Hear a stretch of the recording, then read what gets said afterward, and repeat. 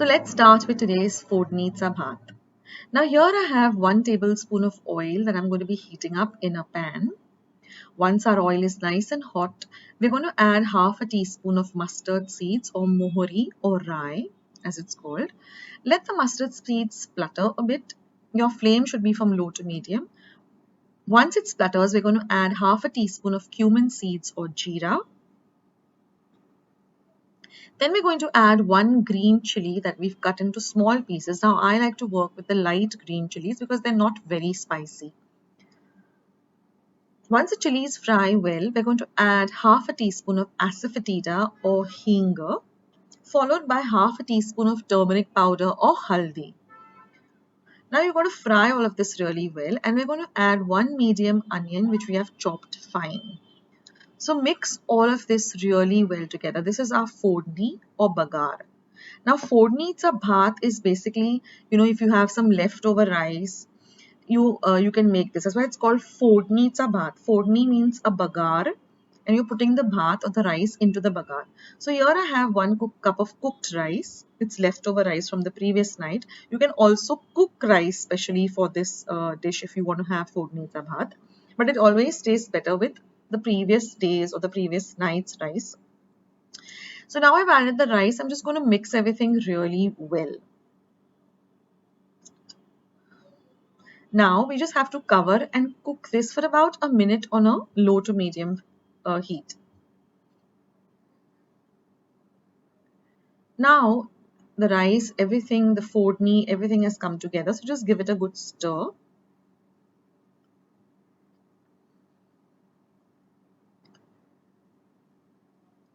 And one tip I'd like to give you here is during the summer months, always refrigerate rice. Don't keep it out because it tends to get spoiled.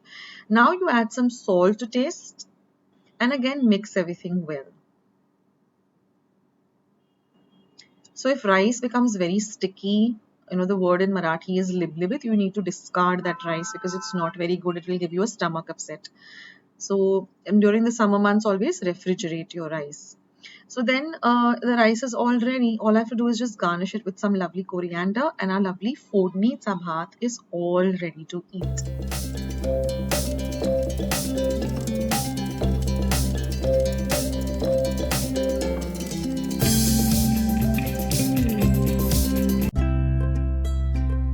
So let's start with today's mirchi thecha.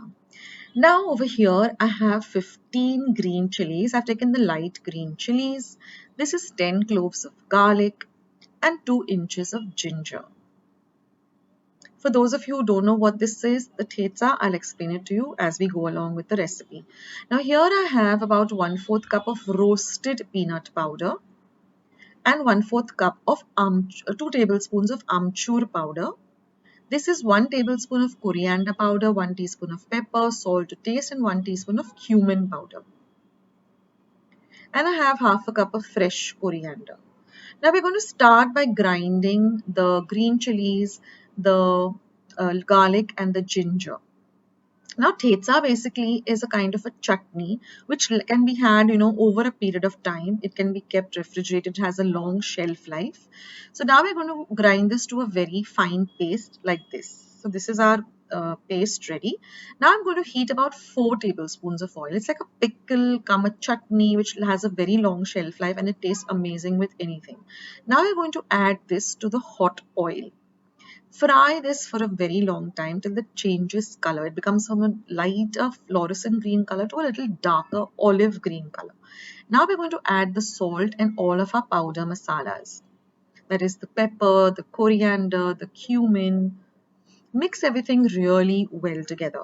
And amchur powder is basically dry mango powder. It's easily available. Mix everything really well. So now we're going to add our peanut powder. Mix things well.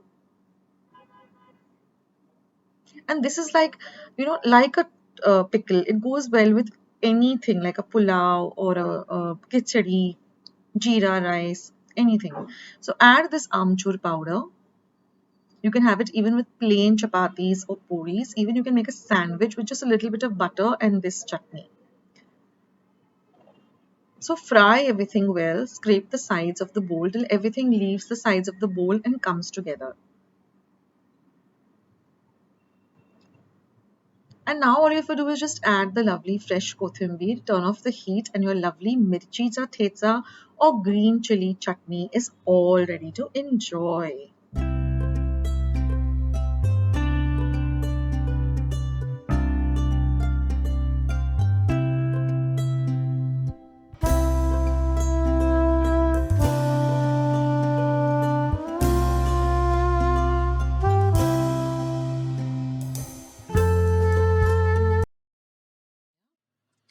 Now here I have taken about 2 cups of grated fresh coconut, or maybe one medium-sized coconut which you can grate entirely. This is about 3/4 cup of milk, about 1 teaspoon of freshly ground elaichi or cardamom powder, and this is about 2 cups of sugar. Now I've just taken very little ghee and just greased this plate, and we're going to use a heavy bottomed pan like this. Now I put the flame on low and I've just added the coconut, the sugar and the milk into this heavy bottom pan, and I'm going to use a wooden spoon with a long handle, and we're just going to stir this mixture on a low to medium flame till all of the ingredients come together very well. That is, all of the sugar melts well, and you will see that the consistency changes. First it was a solid consistency, now it is becoming a little bit of a liquid consistency as the sugar melts,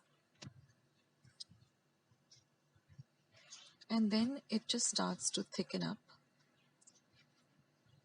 Now this liquid does splutter about here and there, so just be extremely careful. That's why I use a long handled wooden spoon, because the wooden spoon will not heat up. And keep changing the flame from low to medium as it bubbles. Then you will see that it thickens up like this and it starts leaving the sides of the pan. After some time, you will see that it becomes really, it all comes together like this. That's the time when you add your cardamom powder or elaichi powder, and just stir for another half a minute. Now this entire process of stirring took me exactly 12 minutes. I timed myself on the watch. So it should take you around 12 to 15 minutes for this mixture to get ready. Now put the flame off, and we're just going to transfer this mixture onto this greased plate. Now you can use a normal aluminium tin that we use normally, but I would prefer that we use a steel plate, because then it really sets very well.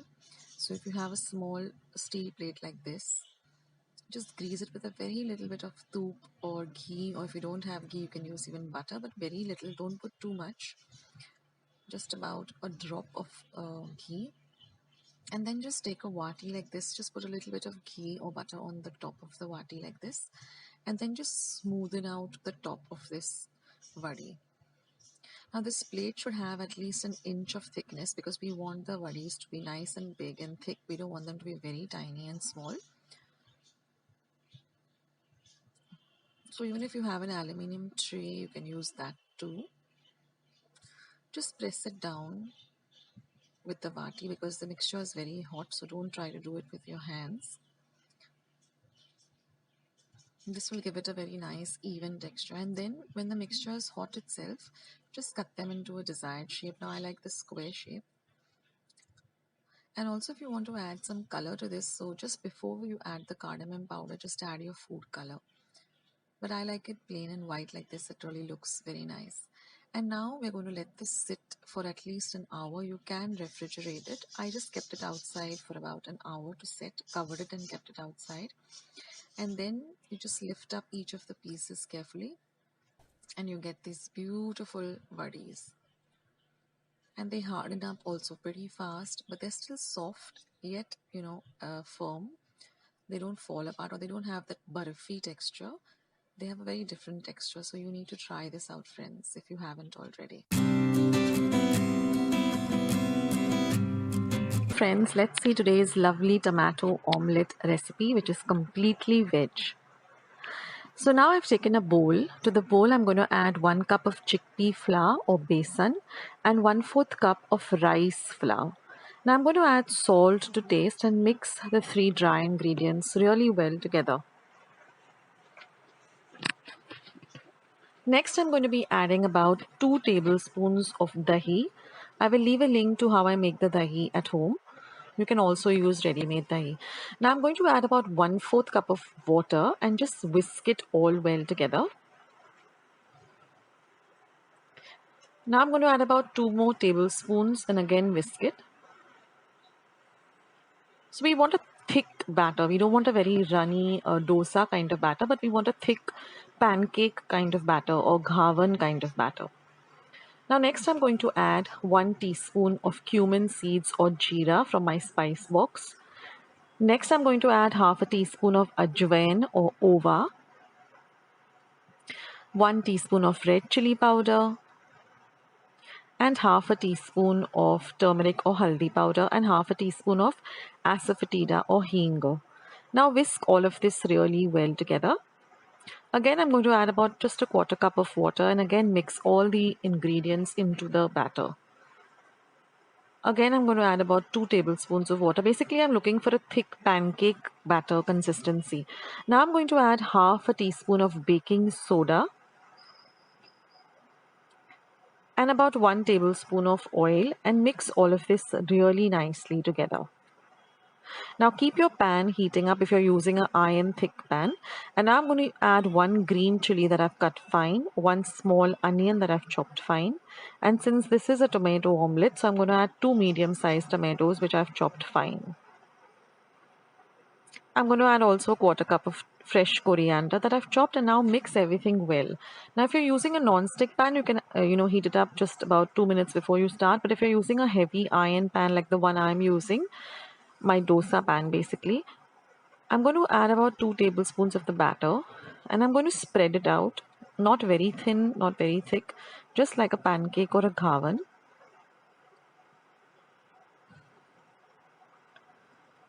So that it's evenly spread out. Keep your flame between low and medium. And now I'm just going to add a few drops of oil. You can also use ghee or clarified butter. Just a little, say about a quarter teaspoon. And then just swirl it around so that it goes all over the ghavan. Now we're just going to cover and cook it for half a minute.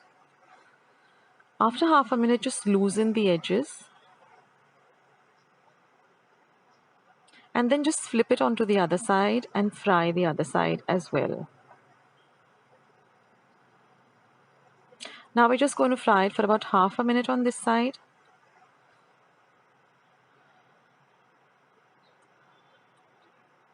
And then I'm just going to pour a few drops of ghee and then flip it over. That's completely optional. And now just transfer it to a serving plate. And in this way you can make, all the tomato omelettes. Or you can even store it in your refrigerator for a day or two. So with this batter, you get about 10 medium-sized tomato omelettes. See that it's fried well, so that your pan is nice and hot.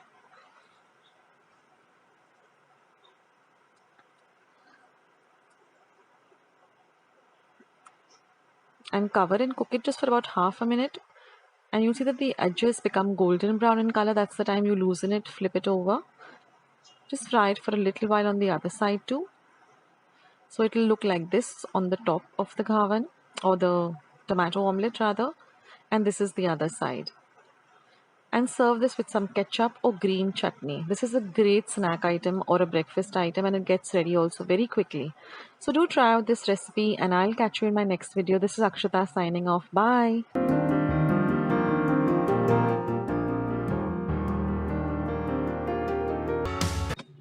So friends, let's see today's lovely mango pickle. Now I've got 2 raw mangoes which are called kairi and I've washed them really clean well and I've wiped them dry with a clean cloth. And now I'm just going to cut off the tip of the kairi or the raw mango. I'm going to just cut off the sides of the seed of the mango. Now don't throw away the seed or the bhaat as we call it. You can use it in some curries. Like, I've put up a Goan prawn and mango curry, so you can use that. You can use it in that, or just to flavor any plain curry or any fish curry. So don't throw that away. So now I'm just going to cut up the mango like this, and then I'm just going to take, cut it up into small pieces. The smaller they are, the better. So just cut them up into small little cubes like this.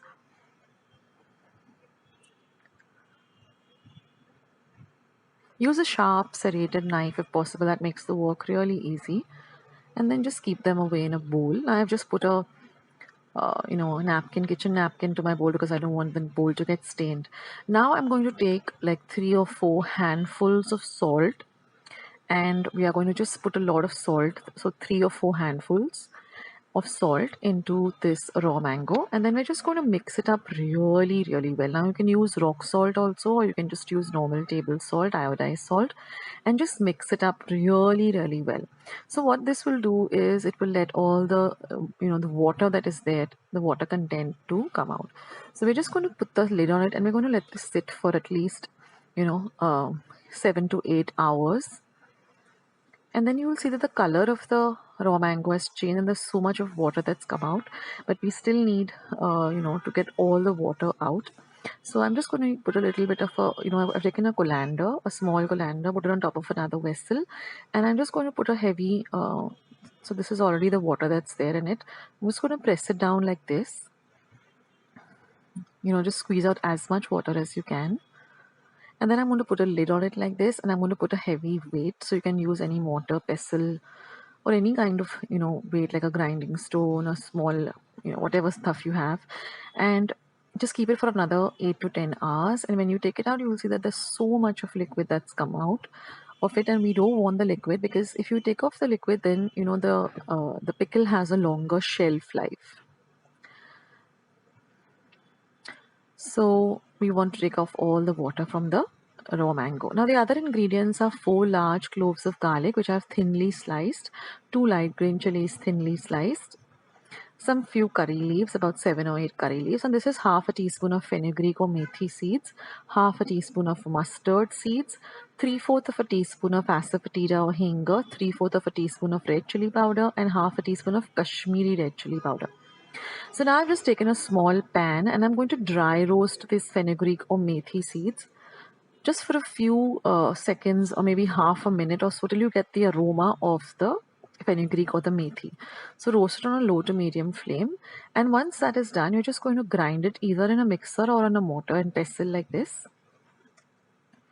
and grind it to a nice fine powder. So since it's nice and hot and it's roasted, it gets, you can easily make it into a very fine powder like this. So this is our fenugreek seed powder or methi powder. So now I've taken a pan and I've added about 1/4 cup of oil. Once the oil is nice and hot, I'm going to add the mustard seeds. Now the mustard seeds need to start to pop or splutter. So you actually need to hear the spluttering of the mustard seeds. That's very important for the flavor of the mustard seeds to come in the pickle. You need it to nicely splutter. So wait for that to happen.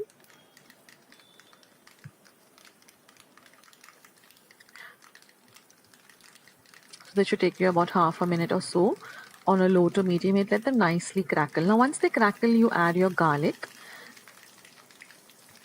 Thinly slice your garlic, 4 large cloves, and let the garlic also fry. Now once the garlic starts to fry a bit, you're going to add your green chilies, which you've slit. And you're going to turn the flame a little bit low, and you're going to fry this garlic and the green chilies really nicely. So this is going to flavor the oil with the garlic and the green chilies and the mustard.